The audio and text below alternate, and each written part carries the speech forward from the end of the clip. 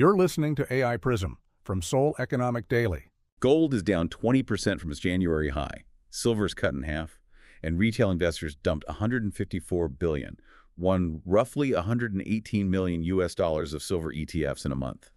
The National Pension Service trimmed 9 hot stocks, and a private equity fund booked a $120 billion or $92 million profit on a one-year SKC bond trade. It's Thursday, June 11. Here's what investors are watching in Korea today. Yeah, we're definitely seeing some massive shifts across the board today. We really are. So let's just dive right into this commodity capitulation.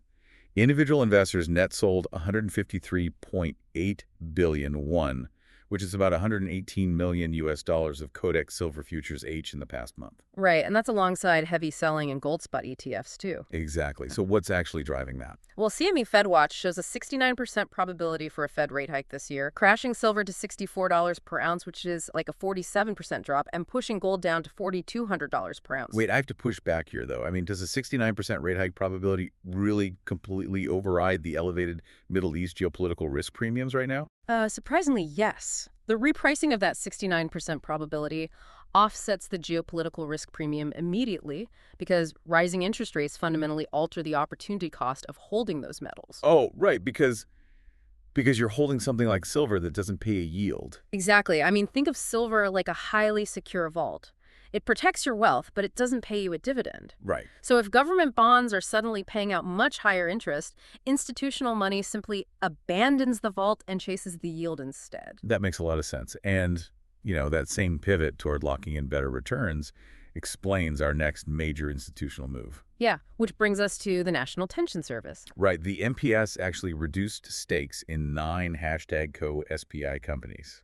They specifically trimmed Samsung Electro-Mechanics from 10.3% to 9.74%, and they pared down Hyosung Heavy Industries. Well, with those stocks up 600% and 90% year-to-date respectively, the NPS is executing strict valuation discipline, though they did actually increase their stake in Samyang Foods. Wait, really? So they aren't panic selling at all? No, they're systematically locking in their massive gains. It's like a blackjack player clearing their chips off the table while they're still ahead to manage their risk. Right, that discipline is crucial when the market runs this hot.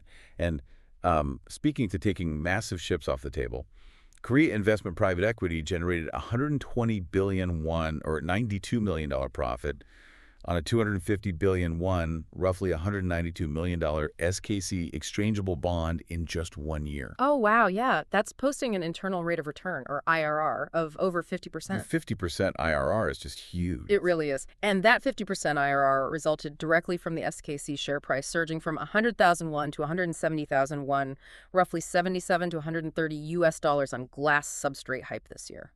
Let's unpack the mechanics of that. An exchangeable bond essentially lets a bondholder swap their debt for actual shares of the company, which obviously becomes incredibly lucrative when the underlying stock skyrockets. Right. But what exactly is driving that surge? Like, what is a glass substrate? Glass substrates represent a major technological leak in semiconductor packaging.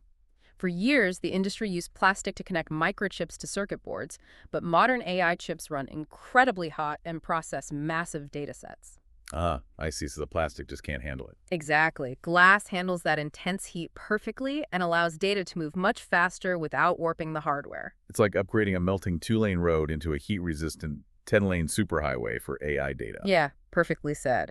And that fundamental technical leap completely explains the 70% stock pop and ultimately the private equity firm's massive payday. So taking all these moves together, what is the ultimate takeaway from all this movement? Well, that 154 billion won, or $118 million silver ETF outflow, connects directly to the 69% Fed hike probability, proving to you that interest rates now definitively dominate commodity positioning.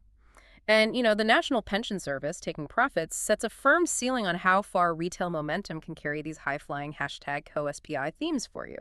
Finally, the clean SKC block deal exit demonstrates ample market liquidity for your foreign sizing strategies. If the National Pension Service is systematically cashing out of massive AI and power equipment winners, you really have to wonder if their next filing will show a pivot into defensive domestic consumer names, silently confirming that the massive retail exodus from silver was exactly the right canary in the coal mine for a broader market slowdown.